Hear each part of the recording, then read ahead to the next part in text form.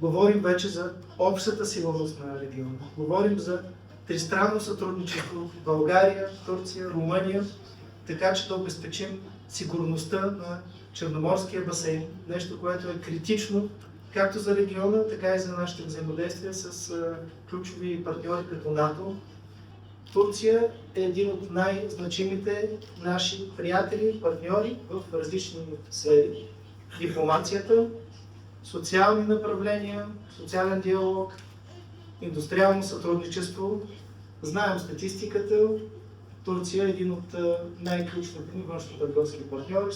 Ако върнем лентата в 2022 година, буквално тогава заедно с екипа, част от който сега тук с мен, с условия на пълна приемственост, акселерирахме взаимодействието, насърчителни мерки, индустриално сътрудничество с идеята всички турски високи производства, които ще продължават да създават работни места, да получат пълната институционална административна подкрепа.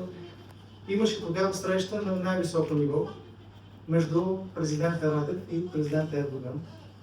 И те зададоха едно много силно политическо послание, дадаха посоката и ние, разбира се, направихме всичко възможно да използваме целият инструментариум тогава на служебната власт, за да може да ни подкрепим качествено това взаимодействие. Имаше и друга тема, която доминираше тогава ежедневието. Тя беше свързана с едно опустошително земетресение, което нанесе редица социални и икономически щети върху турската икономика, върху турската държава. Тогава България беше първата страна, която показа солидарност, която показа пълна форма на подкрепа, хуманитарна и всякаква друга помощ, беше осигурена приоритетно към нашите турски приятели. И това е едно доказателство, че всъщност между нашите държави има един дух на приятелство, на солидарност, който в пъти надхвърля икономическите цели, ползи и изгоди.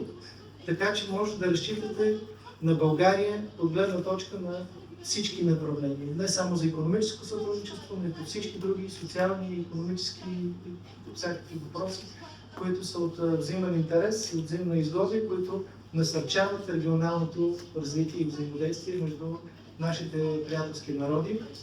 Ще продължаваме в същия дух да подкрепяме и да насърчаваме всички отношения между нашите народи, като зад тази статистика стоят хора, взаимодействие, отношения между човешки, стои едно доверие, което сме изградили на база на много години и стои един дух на приятелство, което е най-важният компонент и предпоставка за успех от тук нататък.